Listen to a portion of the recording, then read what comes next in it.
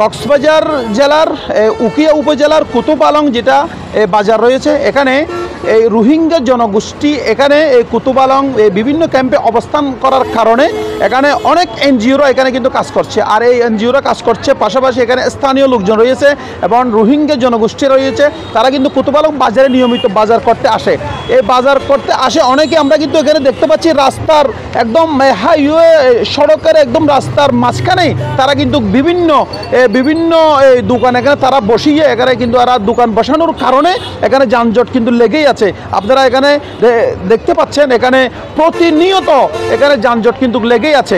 এখানে এত দূর যানজট লেগে আছে কুতুব আলং বাজারের উত্তর পাশে প্রায় আধা কিলো এবং দক্ষিণ পাশে প্রায় আধা কিলোমিটার পর্যন্ত এখানে যানজট কিন্তু লেগেই আছে। এটা কিন্তু আজকের নয়, এই যানজটটা বিশেষ করে এখানে রোহিঙ্গা জনগোষ্ঠী আসার কারণে এই সকল এই যানজট কিন্তু এখানে কিন্তু লেগেই আছে।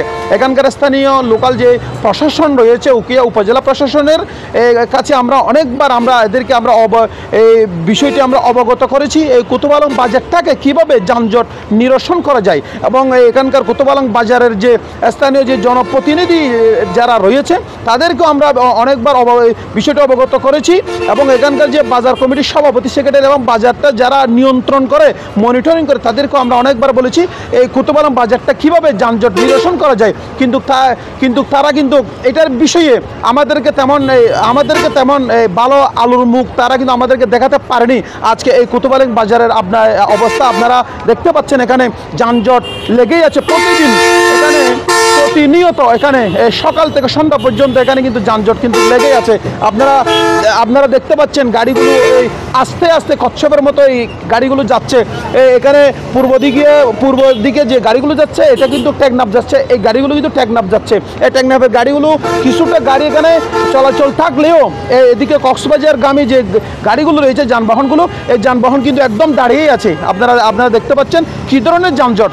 এই যানজটটা এখানে আজকের নয়, এখানে সকাল সন্ধ্যা পর্যন্ত এখানে যানজট লেগেই আছে। একটা যানবাহনের মধ্যে সাধারণ লোকজন এখানে বসতে একজন লোক এখানে 1 থেকে প্রায় 3 ঘন্টা পর্যন্ত এখানে কিন্তু যানবাহনের মধ্যে কিন্তু তাদের কিন্তু বসে থাকতে হয়। তারা কোনো হাসপাতালে এবং তাদের গন্তব্যস্থলে পর্যন্ত তারা কিন্তু সঠিক সময়ে তারা কিন্তু পৌঁছতে পারে না, একমাত্র এই কুতুব আলং বাজারে যানজটের কারণে। এখানকার স্থানীয় লোকাল প্রশাসন এবং যারা রয়েছে তারাও কিন্তু এটার জন্য কিন্তু কাজ করছে। তা কাজ করলেও তারা কিন্তু ব্যর্থ, কারণ এখানে রাস্তার মধ্যে আমরা দেখতে পাচ্ছি এই রাস্তার সড়কের মধ্যে আপনারা দেখতে পাচ্ছেন অনেকগুলো দোকান কিন্তু এখানে রয়েছে। রাস্তার সড়কের মধ্যে একদম সড়কের মাঝখানে অনেকগুলো দোকান কিন্তু এখনও যদি আমরা এখানে দেখি প্রায় 50 থেকে 100টি দোকান সড়কের মধ্যে কিন্তু রয়েছে। স্থানীয় লোকাল যে প্রশাসন, উপজেলা প্রশাসন রয়েছে, আমি প্রশাসনকে বলছিলাম, আমরা কয়েকবার বলছিলাম এই দোকানগুলো ভ্রাম্যমাণ আদালত পরিচালনার মাধ্যমে এই দোকানগুলো উচ্ছেদ করার জন্য, তাদেরকে জরিমানা করার জন্য। এই প্রশাসন 2-1 এখানে আসলেও প্রশাসন যাওয়ার সাথে সাথে নাকি তারা কিন্তু আবার কিন্তু বসে যায়। এটার কারণে এখানে এই যানজটটা কিন্তু নিরসন হচ্ছে না। আর এখানে আপনারা দেখতে পাচ্ছেন যারা যারা রোহিঙ্গা ক্যাম্পে যারা এনজিওতে যারা চাকরি করে, তারা কর্মস্থল থেকে ত্যাগ করে তারা বাড়ি যাওয়ার পথে কিন্তু তারা যানজটের তারা কিন্তু শিকার হচ্ছে বারবার। তারা 1 থেকে 3 ঘন্টা পর্যন্ত গাড়ির মধ্যে তাদের কিন্তু বসে থাকতে হচ্ছে। তাদের বসে থাকতে তারা কিন্তু হিমশিম খাচ্ছে এই যানজটের কারণে।